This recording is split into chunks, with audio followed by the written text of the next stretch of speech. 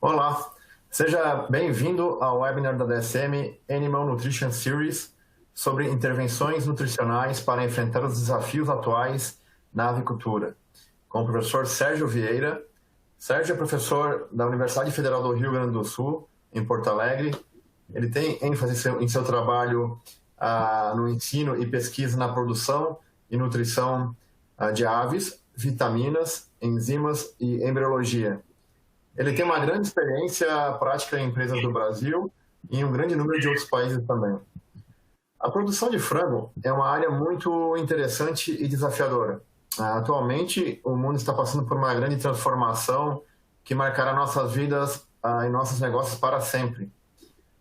Teremos, desde já, que ser mais sustentáveis, trabalhando cada vez mais com controle e eficiência nos indicadores de produção, marketing, logística e relacionamento com nossos clientes. Mas, acima de tudo, teremos que ser diferentes. O momento é para a reflexão. Com as medidas adotadas para o isolamento social em nosso país, estados e municípios, inicialmente tivemos um crescimento na compra de carne via supermercados, mas logo essas vendas caíram. Em muitos países como o Brasil, tivemos uma queda acentuada no consumo de carne de frango também devido ao fechamento de restaurantes e hotéis. Vale lembrar que cerca de 37% de toda a carne consumida no Brasil é via food service, restaurantes. Dados preliminares da Associação Brasileira de Proteína Animal, a BPA, indicam uma tênue redução da produção decorrente da atual conjuntura, né? Além da queda de consumo de carne em geral, os custos de produção continuam aumentando muito. As projeções de preços futuros de soja e milho em Chicago ainda apontam para cima. Esses números certamente serão revisados porque muita coisa está acontecendo ao mesmo tempo. É muito difícil essa previsão. Temos, por exemplo, a seca que atinge alguns estados aqui no Brasil e que pode comprometer a safrinha. Temos também a velocidade ou não das exportações de soja e milho. E também outros elementos, como o preço do petróleo, por exemplo, pois está relacionado à produção de etanol de milho nos Estados Unidos, que é um grande produtor de milho do mundo. Entre outros fatores que afetam a produção de frango de corte. Um indicativo preocupante para isso também é a queda dos preços de frango congelado superior a 15% neste mês em São Paulo, que é um bom indicador aqui para o país, segundo o Centro de Estudos Avançados em Economia Aplicada, o CPEA. Uma característica importante e marcante do nosso mercado é que somos grandes exportadores e estamos no momento em que a China está comprando. Com isso, conseguimos ainda regular a oferta doméstica de produto. Outro elemento importante é a desvalorização do real em relação ao dólar. Em quase todos os países da América Latina, como a gente pode ver nesse gráfico aqui, isso piorou este ano. Aqui no Brasil, a grande parte dos ingredientes são cotados em dólar, como, por exemplo, farelo de soja e outros insumos. Apenas neste ano, essa desvalorização é maior que 20%. Então, como melhorar a viabilidade de nossos negócios nessa situação? Sabemos de várias ações que as empresas já estão tomando, como, por exemplo, o abate de pintos, não incubar ovos férteis, ou antecipação do abate de reprodutoras. Só temos que tomar um pouco de cuidado com essas ações pontuais para nós preservarmos nossa condição sanitária para que o problema atual não vire um problema maior no futuro. Do ponto de vista nutricional, o que mais podemos fazer? Essa é a razão do nosso encontro de hoje. Algumas ações são bem conhecidas, como, por exemplo, controlar a taxa de crescimento das aves, manipular a qualidade dos pellets. Quando eu falo manipular a qualidade, seria esse dia a gente torna a ração forelada, mantém pelletizada, o que a gente trabalha para frente, e também adequar a densidade nutricional da dieta. Por outro lado, outras medidas fundamentais neste momento podem ser chave na manutenção da sustentabilidade financeira de uma indústria avícola, tais como a otimização da relação de aminoácidos, tendo em vista os problemas que estamos tendo atualmente com a treonina, principalmente, formulação com matérias-primas não convencionais e também o uso de aditivos nutricionais. Não podemos esquecer, por exemplo, das enzimas. Professor Sérgio, na sua opinião, quais são as intervenções nutricionais que podemos fazer na situação atual? Muito bom dia, pessoal. Bom dia a todos. Obrigado àqueles que deram a oportunidade de escutar e ver, né, a gente hoje. Nós temos aqui em torno de 35, 40 minutos para puxar um bate-papo com relação a algumas oportunidades, né? Na nossa área a gente tem que estar sempre procurando por oportunidades, e eu vou discutir algumas delas aqui, e no final a gente vai ter um espaço razoável para endereçar as respostas que vocês porventura tiverem, tá? Estamos aqui, seguimos esperando pela compreensão de São Pedro, né? Não sei se vocês viram o Rio Uruguai ontem, como ele secou totalmente essa semana. O pessoal está passando de Santa Catarina para o Rio Grande a pé, né? E não sei como é que vão fazer para controlar essa migração desse monte de estrangeiro vindo aqui para o Rio Grande do Sul, mas, enfim, tá sem porteira no negócio. Vamos aqui. Eu sempre fico achando que a condição climática que a gente está vivendo aí desde o final do ano, né, provavelmente a quebra de safra aqui entre Rio Grande do Sul e Santa Catarina vai dar mais de 50% esse ano, né? Os impactos negativos vão ser de longe superiores aos que estão sendo reportados pelo problema do vírus, né? Então eu apresentei aqui, estou apresentando algum material para a gente pensar exatamente não, né? De maneira geral, o que a gente pode pensar sobre a situação atual, né? Na América Latina, né? A gente conversou com o pessoal da América Latina esses dias, mas mesmo no Brasil, a gente tem uma variedade imensa de tipos de frango comercializado, né? A gente tem que pensar nisso porque o produto final é que define o custo que tu vai colocar dentro do processo de produção, né? A gente ainda tem, por exemplo, um mercado importante no norte e nordeste do Brasil que comercializa frango vivo, né? A gente tem um mercado também importante que comercializa frango fresco, né? Às vezes esfriado, às vezes abatido na hora, dependendo da cidade que você está. A gente aqui no sul não está muito acostumado com isso, mas tem o pessoal do nordeste aí, eles podem corroborar essa situação aí que é bem comum. Depois tem frango congelado, né? E que nem o Rafael falou, nosso frango ainda nós temos, né? O Brasil é um país de grandes metrópoles, né? E a comercialização dessa carne nas metrópoles, ela é quase a metade dela feita por cadeias de restaurantes, tá? Ou serviços que entregam comida pronta.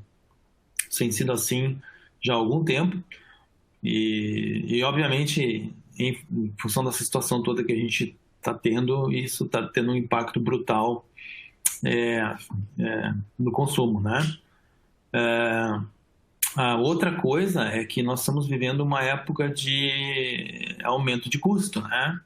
Por várias razões, né? Assim, o pessoal que pensou que estava no inferno astral há 3, 4 anos, quando a gente teve aquela crise lá, não imaginava que o inferno pudesse ficar mais quente ainda, né? A gente está vivendo momentos de aumento de custo de matéria-prima, que tem várias razões e que apontam principalmente para uma piora a médio prazo. Ou seja, essa situação ela não vai melhorar, né? A nossa safra vai ser ruim, a safra principal foi ruim, a safrinha vai ser ruim igual, o Paraná está seco também, né? Não ficou seco na primeira safra, mas está seco na safrinha, que hoje é responsável pela maior parte do milho do Brasil, né? Do centro-oeste para cima a situação está boa, relativamente boa comparado com o sul. A gente, quando pensa o que fazer, né? As crises nos fazem nos mexer, né? Não são à toa que a gente sempre sai da crise, quando sai da crise, né? Às vezes demora para sair, mas quando sai mais forte. Tá?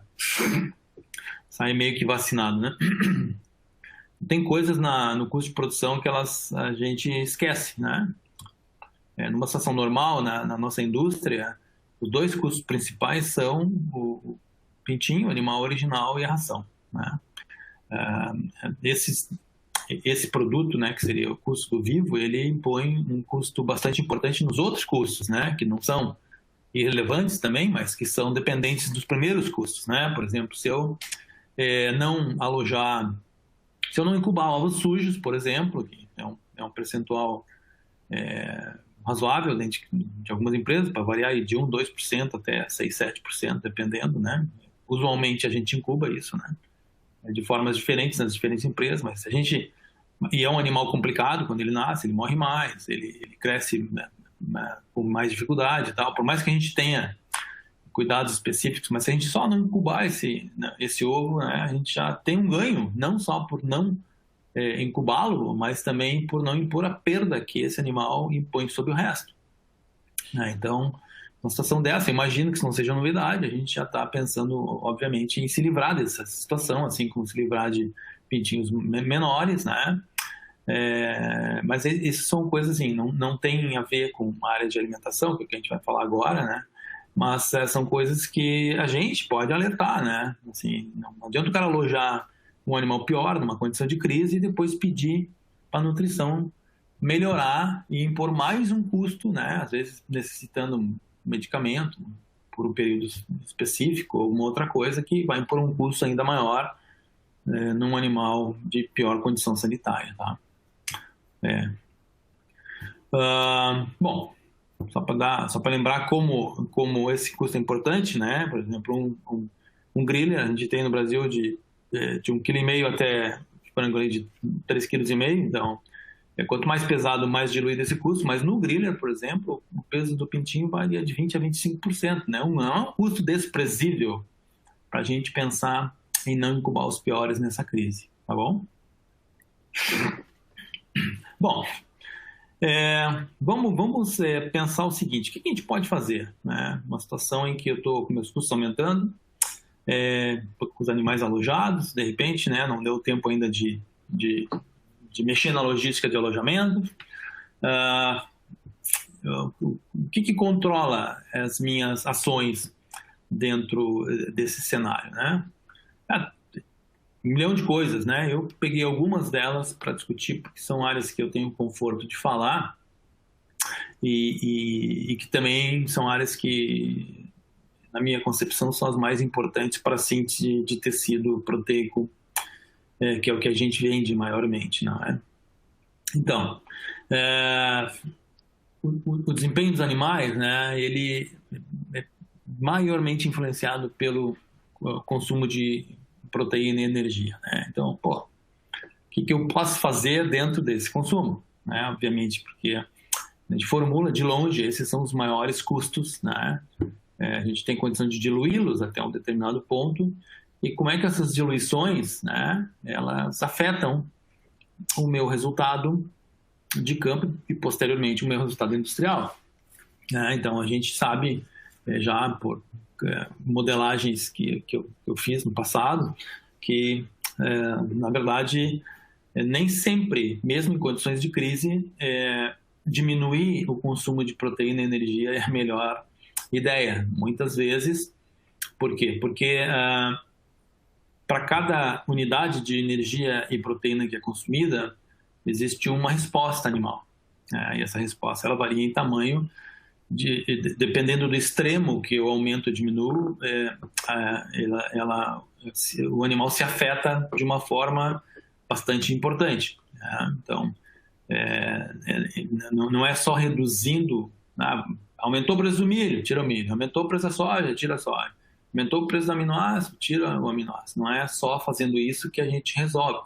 Eu sei que dentro das empresas a situação não é muito clara, porque muitas vezes as divisões entre os departamentos criam uma situação na qual, por exemplo, o nutricionista é instado, né, vamos dizer uma palavra bonita, né, é instado a diminuir o gasto de modo geral.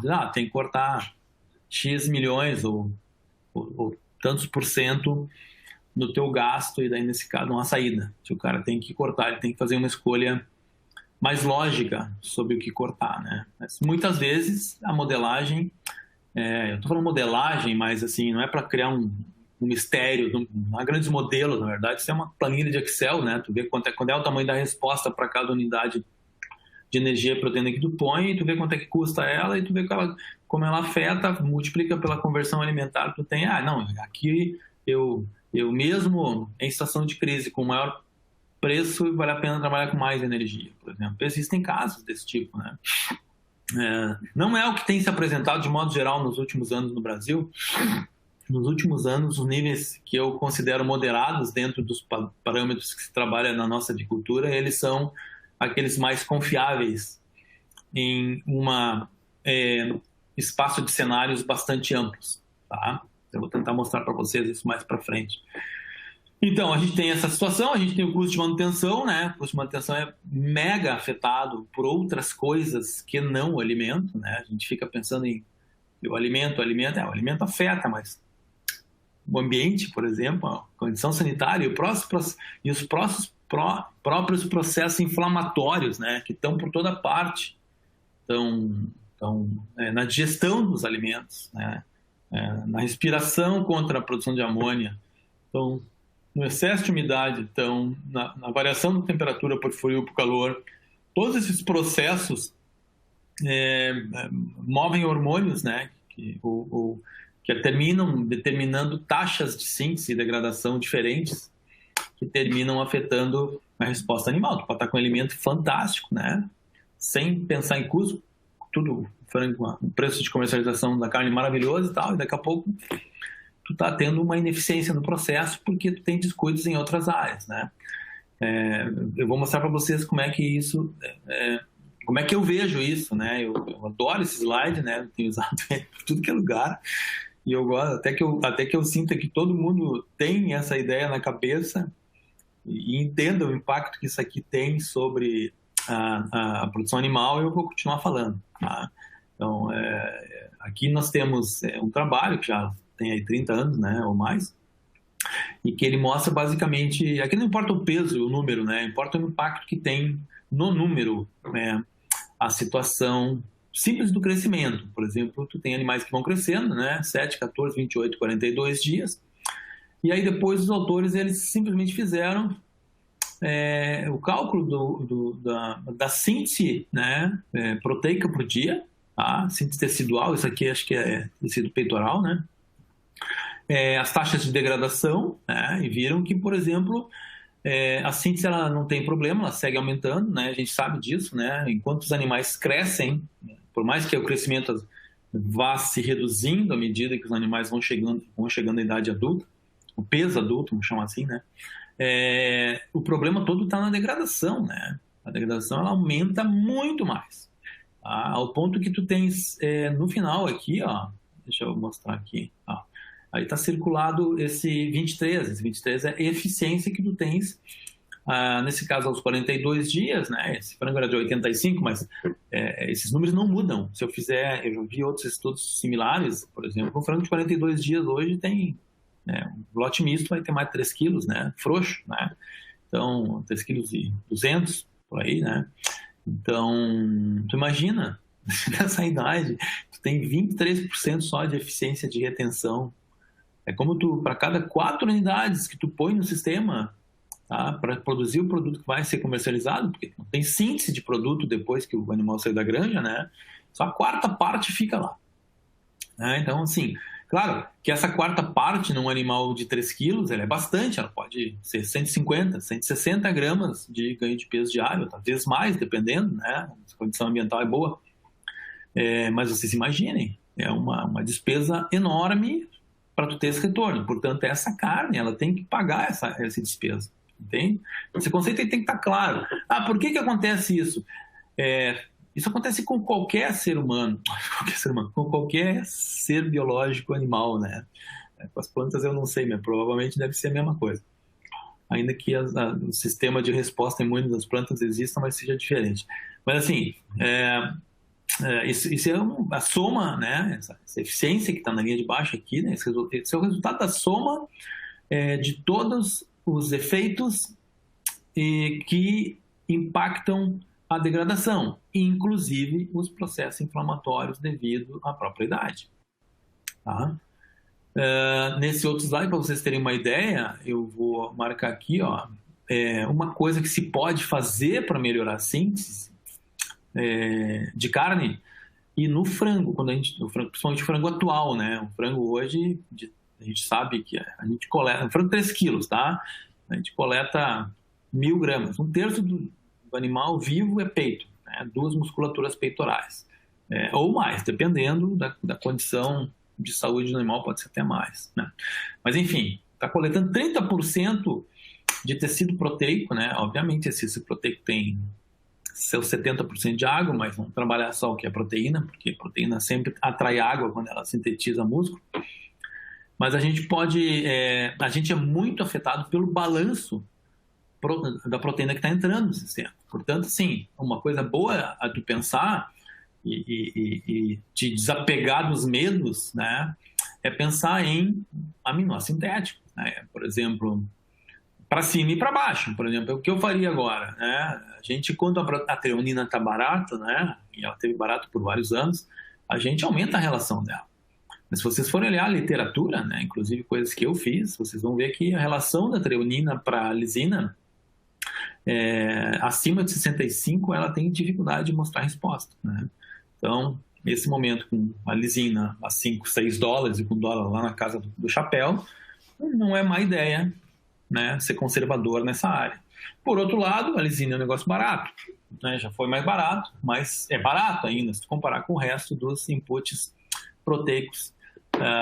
E aqui nesse trabalho de 2004, que não é bem um trabalho de proteína ideal, né? Mas é um trabalho em que tu vê muito mais o efeito da proteína e da lisina. Você vê claramente que a lisina ela cumpre um papel fantástico sobre a síntese muscular, especialmente na síntese muscular peitoral, né?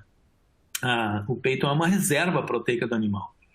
Essa reserva proteica é que nem um balão, né? Quando tem bastante ar, tu enche ele, falta ar, tu esvazia ele. E esse ar, assim, ele seria a figura de linguagem dele seria basicamente a qualidade da proteína que está entrando no sistema, tá bom? Então a gente vê isso. Então, numa situação de crise, né, essa é uma estratégia, tá bom? Vamos lá. Então, o que é importante? Concentração de energia, concentração de proteína, concentração de outros nutrientes. Tá? Capacidade de apreensão tem a ver com a estrutura física, né? Saúde intestinal, obviamente, que é um problema quando tu tem altas densidades e principalmente quando tu tem ambientes limitados em termos de qualidade. Nós temos um efeito sobre a digestibilidade nessas condições, tá? E tem a questão do taxa de ganho e taxa de degradação. Olha, um exemplo que eu queria dar para vocês é o rendimento peito, tá? Vocês vejam que nesse trabalho que vai acabar de ser publicado agora numa revista inglesa, vocês vejam o seguinte, que o peito não para de crescer. Até esse animal aqui de 49 dias tem quase 4 quilos, um macho, entendeu? E o peito dele continua crescendo, claro, a taxas menores do que quando ele tinha, por exemplo, 28 dias, mas continua crescendo, tá? Então, quando tu tens esse impacto, tá? Claro, as pernas nesse animal já não apresentam um ganho praticamente nenhum, né, nessas idades. Mas o peito continua se mexendo. Então, tudo que eu fizer em termos nutricionais vai afetar o peito, ok? Então, dependendo do valor que eu comercializo ele, vale a pena pensar nele, tá? Por exemplo, se eu tenho alguma restrição alimentar, essas aqui são curvas de ganho para restrições físicas de 10% em 10%, até 50%. Você vê aqui, ó, que tu tens exatamente uma perda de ganho de 10 igual para cada 10% de restrição. Tá? Isso me permite fazer uma conta que é o seguinte. Bom, que efeitos tem no peito? Vocês vejam que o efeito sobre o peito ele não é igual ao efeito sobre o ganho. O efeito sobre o peito ele vai sendo pior, né? E no final, a gente expressando um outro gráfico, por exemplo, dessa forma, que aqui está peso de peito do animal na mesma idade, restrito de 10% em 10%, e vocês veem que as taxas aqui tu tens 820 gramas, né? Então, a 50%, se fosse igual, eu deveria ter aqui 400 gramas, eu tenho bem menos. Né? Então, o dano é muito pior, certo? Ou seja, isso tem a ver com o fato de que a musculatura peitoral cresce por último. Tá? E aqui, por exemplo, é fácil calcular. Eu tenho consumo de ração, né?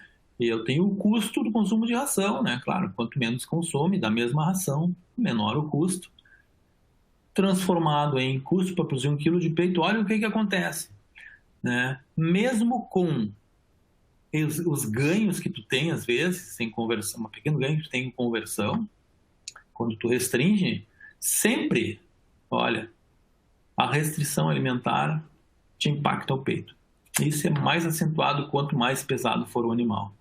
Ou seja, se eu estou comercializando peito, tá? Eu tenho que saber exatamente quanto é que me custa para produzir cada unidade aqui. Ó. Então, se a minha ideia é restringir e eu estou vendendo peito desse tamanho, se eu restringir 10%, já me custou mais caro.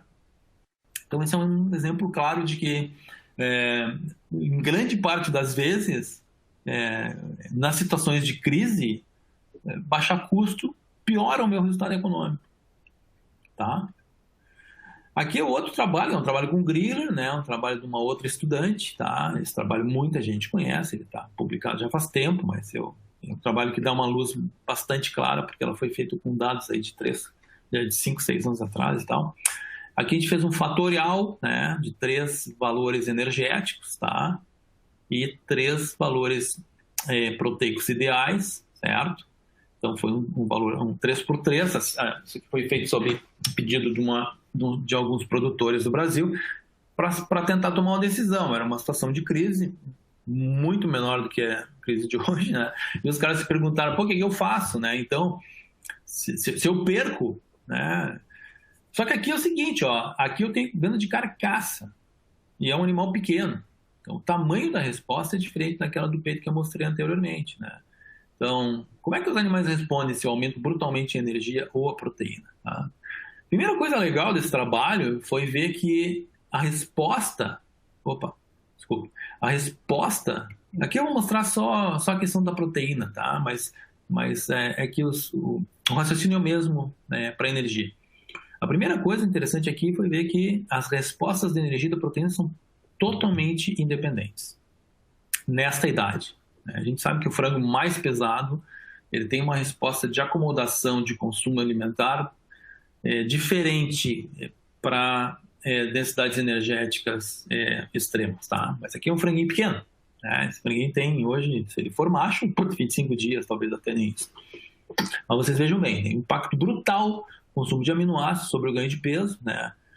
Brutal mesmo sobre a conversão alimentar. Você veja, 100 gramas, quando eu passo de uma alta densidade, né, para uma baixa densidade, vou voltar aqui para vocês só para situar vocês de novo no que é alta densidade proteica. Alta densidade é 1,408 na pré-inicial, 1,342 na inicial e 1,177 na dieta até os 29 dias. Assim, é denso, mas tem muita gente no Brasil praticando níveis desse tipo aí, tá? Então vocês vejam bem, assim, pô, então eu tenho um ganho de 100 gramas quando eu aumento. Quanto me custa essas 100 gramas? A pergunta que a gente tem que fazer é essa. E vocês têm que manejar esse negócio, porque assim, principalmente convertendo os custos para aqueles produtos que são os mais importantes. Nesse caso é fácil, é a carcassinha, né? Então, quando eu eviscero, tal, tiro as penas, cabeça, pé, eu tenho o meu produto final, tá lá, é fácil de calcular. No peito eu tenho que considerar também o ganho que eu vou ter quando eu vendo a sobrecoxa com pele para um outro mercado, ou a coxa para o mercado interno, a asa também tem valor e tal. No miúdos, tudo entra em jogo, é mais difícil.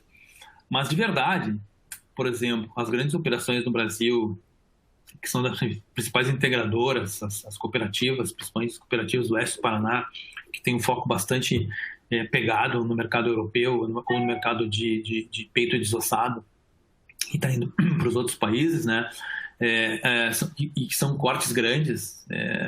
Se ela fizer a conta, aquela conta simples que eu fiz antes, né?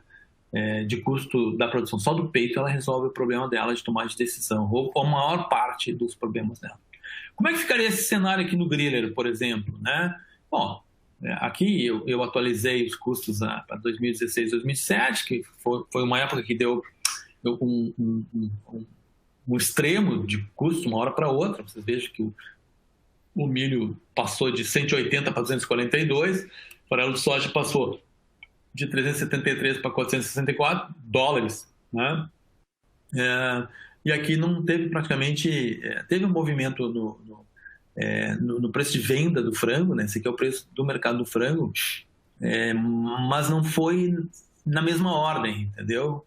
Aconteceu muito menos dentro desse período a frequência de aumento de venda de preço de mercado de carcaça do que a situação em que o milho e a soja estavam altos, né? Mas eu coloquei igual para a gente pescar os cenários, tá? E aí os cenários mostraram basicamente que é o que está aqui, ó. Tá? Aqui eu circulei com as bolinhas vermelhas para vocês acompanharem algum caso só para a gente apontar, né? Para tomar decisão mais rápido. Por exemplo, aqui tem o preço do milho alto e o milho baixo, soja alta, soja baixa e o preço da carcaça. Obviamente o preço da carcaça resolve tudo, né? Se a carcaça subir de preço, é sempre melhor produzir carcaça, né? Mas enfim, tem que botar aqui para a gente fazer a conta. Então, há um dado valor de carcaça, quando eu mexo no milho, né? Aqui está o custo do alimento, ó, tá? E aqui está o custo total, a gente multiplica isso por aquele valor de resposta na conversão e no rendimento também, né? O rendimento de carcaça é afetado, né? O peito, à medida que o animal cresce, no griller ainda não é tão notável, mas um animal maior, quando tu afeta o rendimento de peito, tu afeta diretamente o rendimento de carcaça. Então tu tem que levar em consideração essas coisas. Então aqui a gente vê, né, que a dieta com níveis moderados, né, que o moderado seria assim, para a gente ter na cabeça, é um nível um pouquinho mais baixo do que a gente usa no Brasil, na média, entre todas as empresas, tá? Para o griller, tá? A soja, na verdade, quando a soja sobe, na verdade, me afeta de uma forma que quando a soja está alta e o milho também está alta, a minha margem ela melhora quando eu trabalho com níveis baixos, né? Então, por aí vai. Isso aqui está aí para vocês olharem. Esse trabalho está publicado no site do meu laboratório, está lá no ufrgs.br/aviário. É só clicar nas publicações, está tudo disponível lá. Se vocês quiserem ler com um pouco mais de calma, está disponível lá. A energia, a resposta mais ou menos da mesma forma, né? Mas aqui eu tenho uma situação um pouquinho diferente, né? Eu tenho, por exemplo, ganhos em determinados cenários com densidades altas. Olha só, quando o milho é alto aqui, na verdade, aqui a margem toda é negativa, né? Porque o preço do frango é baixo, tá? Dentro daquele cenário. Mas enfim, dentro de um cenário em que a minha margem é negativa, quanto menor negativa ela for, melhor vai ser a minha resposta econômica, né? O que serve é o modelo, o conceito, tá? Então aqui, minha resposta melhor é quando a energia é alta. Vejam bem, que seria bem improvável do chefe de vocês ou do diretor da empresa querer. Bom, piorou o preço, então aumenta a energia da ração, né? O cara vai dizer, bom, agora que ela enlouqueceu, né? Então por isso que vocês têm que ter um modelinho para ver se realmente vale a pena. E aqui tem outras situações que vocês podem olhar com mais calma, né? Que basicamente mostram isso, quer dizer, a tomar decisão de aumentou o preço, simplesmente diminui a densidade, não é uma coisa lógica sempre, tá? Então, o que fazer mais, tá? Coisas rápidas para fazer, que eu já perdi bastante tempo aqui. Perdi não, gastei bastante tempo, do tempo que me deram, né? Então, primeira coisa é pensar assim, o que eu não tenho feito, ou que a empresa não tem feito, que eu possa estimular as outras áreas a fazer, que não afeta em nada, né? Então, vai lá e pensa assim, o que tem para arrumar que nunca foi arrumado? Às vezes é 2 ventiladores, entendeu? Às vezes dar um jeito, fazer uma força-tarefa para melhorar a ambiência. A ambiência tem um impacto tão grande no custo de manutenção, cara, que é um negócio brutal. Se vocês quiserem ter ideia sobre isso, hoje às 4 ou 5 da tarde, aí, a gente vai estar discutindo isso para os clientes do mercado latino-americano, tá? É um negócio brutal. Assim, não adianta tu querer arrumar o ambiente com alimento, que é o que a gente faz, né? O bicho passa calor, tá lá, enche a ração de energia para ele poder ter uma conversão melhor. a longo prazo, esse investimento aí, ele paga qualquer modificação na tua business, né? Então tem que também, o pessoal que chegou nas áreas de gestão da empresa e que passou pela nutrição tem que ajudar, né? Tem que fazer as outras áreas entender que esses custos eles estão ligados, né? Adaptar aditivos, o que eu estou falando? É menor. Não é menor pelo fluxo de caixa. As empresas gastam milhões em aditivos, tá? E às vezes a resposta é simplesmente, tira o aditivo A que custa 10, bota o aditivo B que custa 5. Então vocês têm que ser hábeis para justificar por que vocês já não estavam usando de 5 antes, né? Porque se ele é melhor e pode ser simplesmente trocado, ele já deveria estar lá, né? Então esse é o problema. Assim, se eu vou trocar o de 10, que é melhor, que me dá uma resposta melhor, que me dá um retorno sobre o investimento maior, para que eu usei, vou deixar de usar ele, né?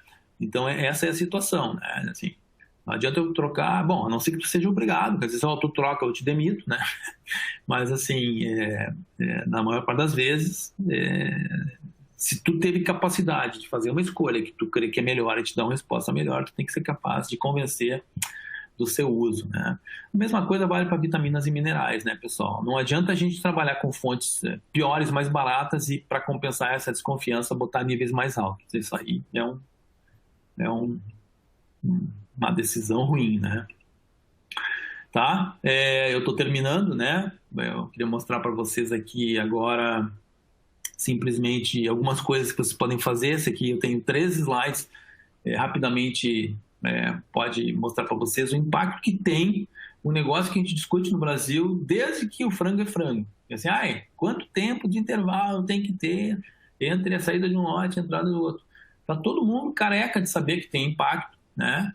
Mas o que eu vou mostrar aqui para vocês é o impacto que tem sobre lotes de animais em torno de 2 quilos, tá? Um sobre o outro, tá? São regressões, por exemplo, aqui tu tens o impacto sobre o peso, que me dá uma curva quadrática com um retorno máximo, melhor retorno aos 25 dias, tá? A resposta para conversão dentro deste período aqui ela é linear, ou seja, ela não deixa de melhorar nunca, sempre ela melhora, ou seja, até em torno de 30 dias vale a pena eu vou ter melhora na conversão, né? Claro que tem que ver quanto é que custa deixar o aviário sem botar o frango e quanto é que é o ganho em conversão, para saber qual é o melhor. Provavelmente não vai ser 30 dias, porque senão vai haver uma revolta dos integrados, né? E a mortalidade inicial também ela tem um impacto brutal. Vocês vejam que há um pico de mortalidade quando a gente sabe disso, né? Agora, quanto é que isso aqui custa? Tem que botar um valor nisso aqui. Não tem nada a ver com nutrição. Não tem, vocês é que pensam, porque se vocês alojarem num intervalo mais curto, vocês vão ter que gastar com nutrição para poder fazer esse frango responder o que está esperando em termos de conversão alimentar ou rendimento frigorífico, né? Vou aumentar... mandaram alojar com 5 dias de intervalo. Hoje a gente não vê quase isso, né? Mas 10 dias, 12 dias, a gente sabe que 10, 12 dias ainda ele é limiar, né? O benefício que tu tem. Então, assim, eu vou trabalhar com níveis mais altos, pelo menos no nível...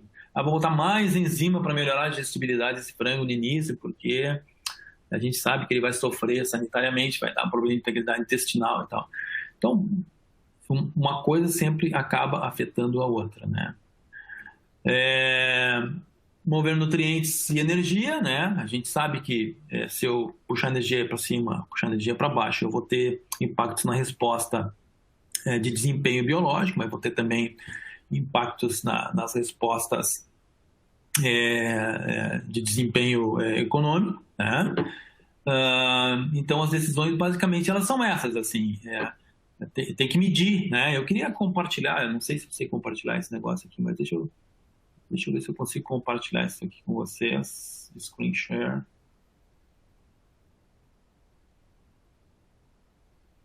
Será que eu estou conseguindo compartilhar aí? Não. Não. Acho que não, Sérgio. É que acabou de... eu sei que nós temos 10 minutos ainda, mas sei o que eu fiz aqui com o meu screen share. Eu não estou conseguindo compartilhar isso na tela?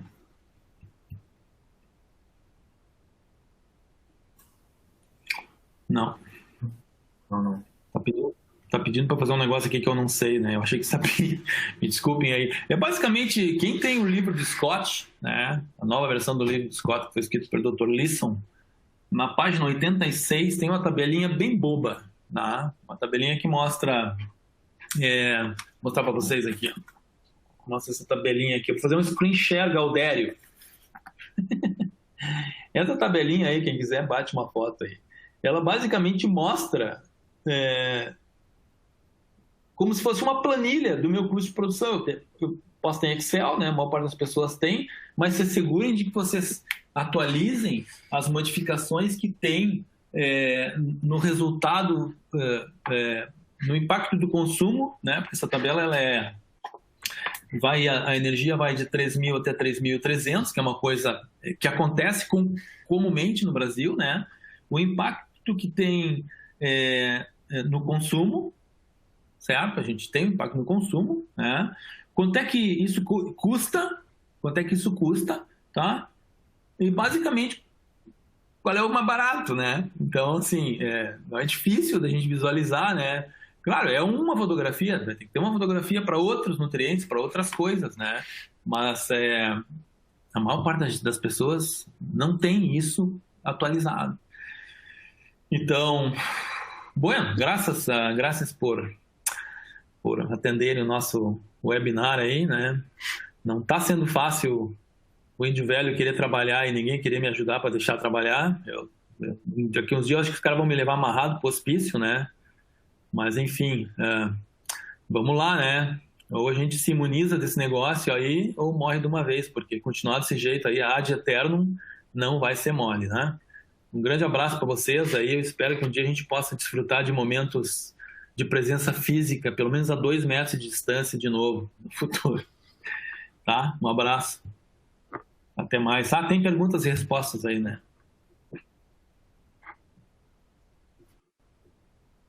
Não estou te ouvindo, Rafa. Opa, obrigado, professor. A gente tem um espaço agora para perguntas e respostas também. Já chegaram algumas perguntas aqui, estou tentando selecionar algumas já, professor. Algumas que são recorrentes aqui em relação sobre a restrição, o que seria melhor se for uma restrição qualitativa ou quantitativa, e se a opção de farelar uma ração é uma opção viável nesse momento. A opção de quê? De farelar uma ração. Farelar. Se melhor seria uma... A restrição física é complicada, cara, porque eu vou te dizer, assim, especialmente quando o frango é grande, porque ela vai te causar dano na carcaça, né?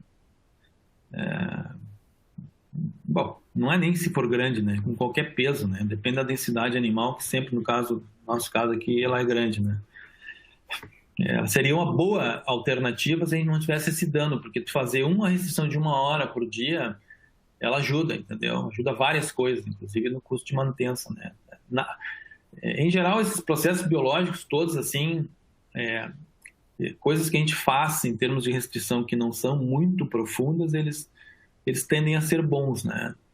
Agora, no nosso caso, não é recomendável mesmo, né? Porque tu tira... O frango, ele come de hora em hora, né? De meia em meia hora. Ele está sempre observando o comportamento dos outros, né?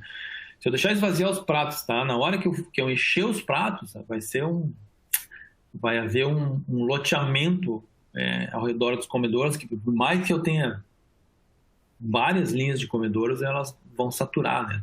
É mais ou menos que nem UTI com o Covid, né? Não vai ter UTI para todo mundo. Então, basicamente, isso aí vai arranhar os animais, vai perder o valor de carcaça e tal. Mas cada realidade é uma realidade. De repente, se tem alguém que pode fazer isso aí, o melhor realmente é trabalhar com níveis um pouco mais baixos, né? Tem um negócio do balanceamento também, pessoal, porque assim, a proteína, ela tem... É difícil a gente dizer que tem mais impacto que energia, porque tudo depende do custo da energia e do custo da proteína, né? Mas às vezes a proteína está... Desde que começou o negócio do biodiesel, tá? a energia tende a custar mais proporcionalmente aos ganhos que ela dá do que a proteína. Tá? Claro que agora mudou um pouco o cenário, porque alguns desses aminoácidos são importados e tal, o farelo de soja é cotado por Chicago, o troço vem tudo em dólar, com o dólar na casa do chapéu aí, sabe-se lá Deus como é que é o impacto. Eu não botei a cabeça para analisar isso com muito detalhe ultimamente, mas vale a pena às vezes a gente trabalhar com alternativas. Baixar 2 pontos de farelo de soja não é difícil, pessoal. A gente pode fazer coisas que ajudam, né? Eu não mostrei para vocês, mas a gente tem vários trabalhos feitos aqui que mostram, por exemplo, que tu pode incluir outros aminoácidos, né? Tem gente que até hoje não usa valina, né?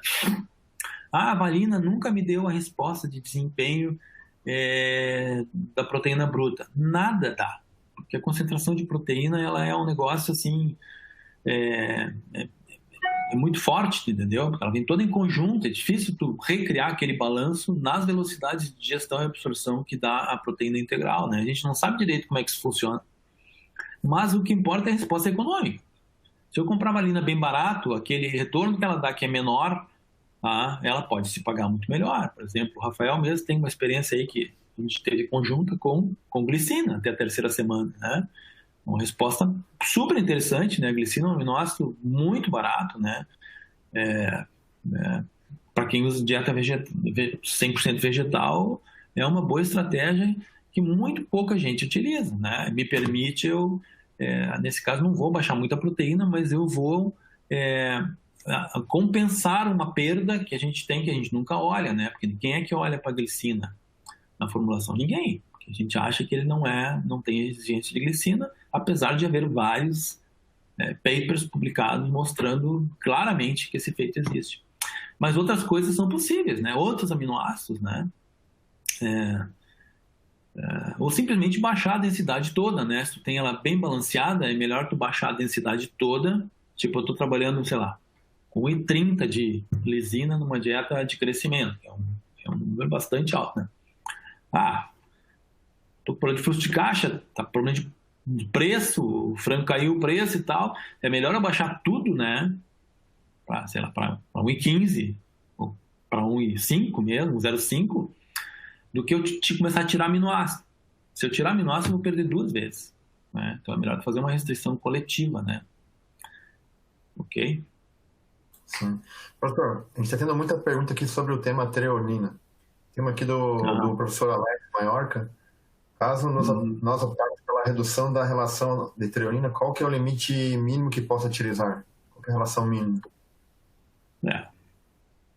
Eu te diria confortavelmente 65, né? Tem gente que tem tabela aí que mostra de 67, 68. Eu não acredito nesses valores.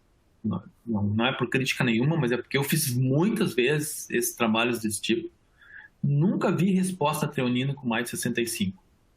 E na maior parte das vezes ela bateu em 63, 64. Isso tem algumas coisas eu publiquei, outras foram feitas a pedido de empresas e tal, de produção, né, que estão com eles, mas assim, isso eu posso dizer de cabeça, né? 65 é um número super confortável. Não é porque é barato que eu vou botar mais, porque muitas vezes as pessoas pensam nisso, né? A treonina não dá a resposta que a lisina dá, por exemplo. A lisina é um negócio... A lisina tem um uso só que é para fazer fibra muscular no corpo. Ela tem 1%, 2% do uso dela para outras coisas, mas ela é um aminoácido diferente. Ela só funciona para aquele negócio. Então, cada vez que eu coloco aquilo lá, é que nem dá uma injeção de ânimo no crescimento da fibra muscular, entende? Então, muitas vezes a própria lisina sozinha resolve, né? Antes da gente trabalhar com o conceito de proteína ideal, que isso começou lá pela década de 90, lá até o início dos anos 2000, por exemplo, muitas empresas no mundo, né, mesmo na Europa, né, nos Estados Unidos muito, né, os caras se deram conta de que eles só botando lisina eles resolviam grande parte dos problemas, né. É que também os níveis de proteína naquela época eram muito mais baixos, né? Mas mostra que claramente só a lisina, tu colocando, ela resolve muitas vezes, né. Então é um exercício que dá para fazer, principalmente no final. Frango grande no final. No final, que é na última semana, por exemplo. Se eu estou apertado, claro, tem que fazer a conta para ver qual é o tamanho da redução. Eu tenho que reduzir, sei lá, R$ 100 na tonelada, não sei quanto. Não vale a pena, tira tudo e bota só mais lisina. E eu não sei te dizer de cabeça qual é o número, mas funciona.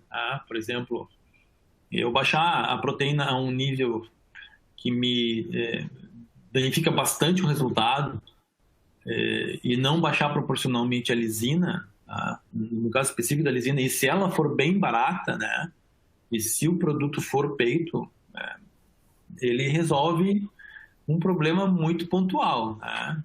Não. Então o conceito de proteína ideal não funciona. Não, eu estou dizendo que a gente sabe que a proteína ideal ela é o melhor conceito para trabalhar, não é perfeito, mas ele é o melhor conceito porque tu move ela como um grupo para cima e para baixo, né?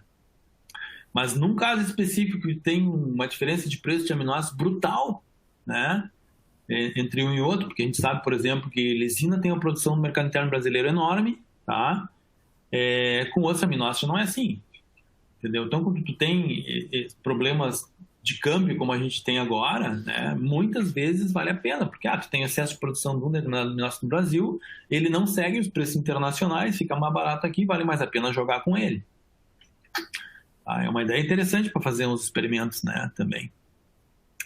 Vale a pena, porque focado simplesmente só em custo, não estou focando em performance nem nada. Estou querendo saber como é que eu produzo 1 quilo de peito, nesse caso, do exemplo aí, mais barato. Tem outras perguntas aqui, por exemplo, tem uma que fala se não é proteína, energia, uma estratégia para baixar o custo seria tirar os aditivos. Olha, cara, isso aí é uma pergunta interessante, né? Porque o pessoal faz isso para cima e para baixo, por exemplo. Eu vi experiências na minha vida interessantes, né? O cara diz, uma determinada empresa levou a vida inteira lá para usar fitase, para acreditar na fitase, por exemplo, tá? Negócio figurativo. Aí passou da dose simples para dose duplas e depois em seguida começou a trabalhar com superdose, né? Superdose não tem... A resposta superdose já não tem nada a ver com cálcio e fósforo, é uma resposta separada para benefício, especialmente na eficiência alimentar.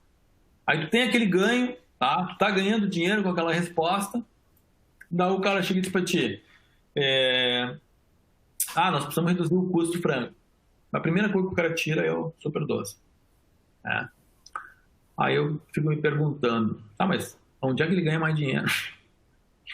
Ele ganha usando o superdose mais dinheiro, daí ele tira o superdose, ou seja, ele, num problema de crise, ele opta por aumentar o preço do custo de produção dele.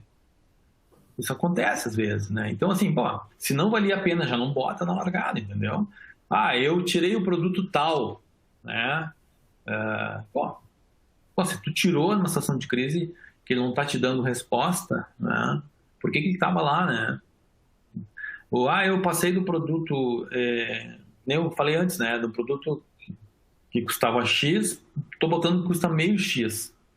Tá, mas se a resposta é a mesma, se tu não vai mudar as matrizes, se for fitase, por exemplo, que tem um canibalismo de fitase brutal no mercado, eu não estou defendendo ninguém em particular, mas, por exemplo, é difícil acreditar que uma coisa, né, que uma BMW e um Fusca velho vão fazer a mesma carreira, né? Difícil, né? Então, assim, se tu, numa situação de crise, sai da BMW no Fusca velho, eu pergunto pra ti, por que tu já não estava no Fusca velho? Isso não entra na cabeça, né? Eu sei que isso não é tão simples quando o cara é obrigado a tirar preço das contas a pagar, né? Mas, assim, a gente também tem que ter capacidade de defender as tomadas de decisões da gente, porque senão, um belo dia o cara pode perguntar pra ti e dizer, mas tu passou a vida inteira usando esse negócio aí e agora tem um outro negócio que é igual, sempre foi mais barato porque tu não usava antes, cara. Esse é o problema que eu vejo com os aditivos, né? Aditivo não é tempero, né, pessoal? Se tu bota um negócio na ração do animal, é porque ele tem que cumprir uma função e te dar um retorno econômico, né? Assim, se eu vou botar ele só para, não, vou botar aí porque vai que ele vá bem e tal, mas não pode ser assim, né? Tu tem que ter um número que vai te retornar, né? O dinheiro da empresa não é, assim, que nem o dinheiro da gente, né? Se eu quiser gastar numa comida melhor, eu vou lá e gasto, é meu, não tem que prestar conta para ninguém, né? Tá bueno? Doutor, duas perguntas em relação à energia aqui de pessoas da produção. A primeira, baixei o nível energético das minhas fases de ração e nem todos os lotes responderam negativamente. Porém, os que foram negativos foram realmente ruins.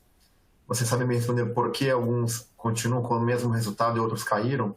E na mesma linha, e como estamos com frango de qualidade mais alta nas granjas, diminuímos a energia da ração.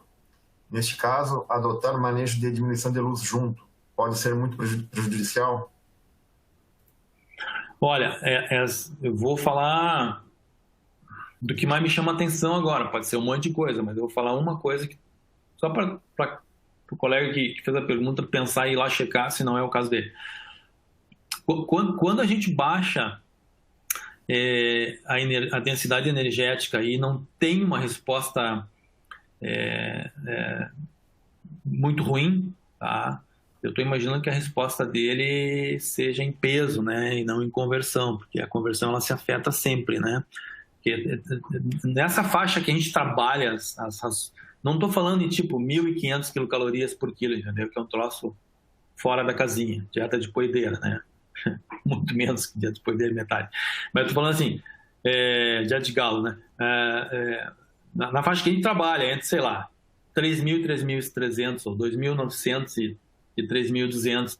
Nessa faixa, tá? Os animais respondem bem em peso, mas eles compensam em consumo, tá?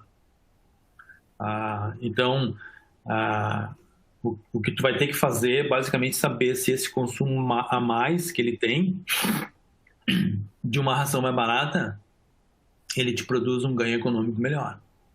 Bem fácil de fazer, né? Quando tu terminar o lote, tu fizer apurar a conversão, tu vai ter condição de venda. Agora, isso tem uma resposta diferente com relação ao tipo de ambiente que tu tens, tá? Porque os animais, eles passam calor e passam frio. E raramente eles estão na taxa de conforto mesmo, né? Assim, existe um número que a gente nunca sabe direito qual é que é, dizer, essa temperatura aqui, o animal está tranquilo, né? Ele não está passando calor nem frio, né? É uma faixa que tem para cada peso do animal, certo? O problema é que se tu puxa essa faixa, normalmente no Brasil a gente está trabalhando na faixa do que vai para o calor, né? A gente começa a sair dessa curva, vai indo para o calor, tá? O que acontece? O animal começa a gastar calor para se livrar do calor. Então é um negócio insano, né? Tem uma faixa que funciona, né? É o que acontece quando a gente vai jogar bola no calor, por exemplo, né? Corre, sua, corre. Mas tu tá gastando uma barbaridade de energia para se livrar daquele calor que tu tá gerando, certo? O pior é pro frango que ele não sua, né? Então ele ventila mais, ele tem outros problemas relacionados a isso que terminam interferindo no custo de manutenção, aí que eu queria chegar, tá? E isso é pior à medida que o frango é mais pesado. Quanto mais pesado for o frango, mais pesa o custo de manutenção dele, né? Ele vai custando mais, e custando mais, e custando mais, e custando mais. Vocês viram ali, né, que na síntese proteica, por exemplo, é uma quarta parte do que fica, né? Na energia, o custo de manutenção ele é afetado pela temperatura corporal. Ok.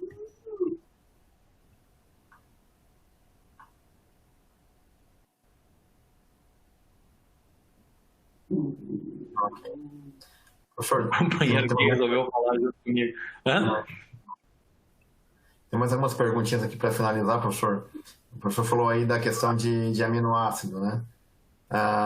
Se uma eventual redução nos níveis de aminoácidos poderia aumentar os quadros de esteatose no momento de abate. Redução do aminoácido causando esteatose?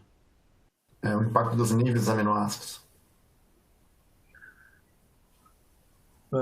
Estatose hepática? Nossa, estatose hepática.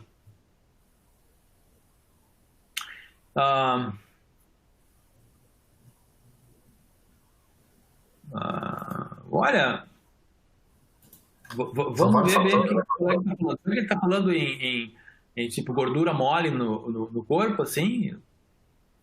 Será que não Imagino é? que sim. Imagino que sim. É. Olha, obviamente, tem uma estratégia que se usa que é muito eficiente biologicamente, mas não é muito eficiente economicamente, que é aumentar a inclusão de gordura como proporção do total de energia que o animal consome. Tá?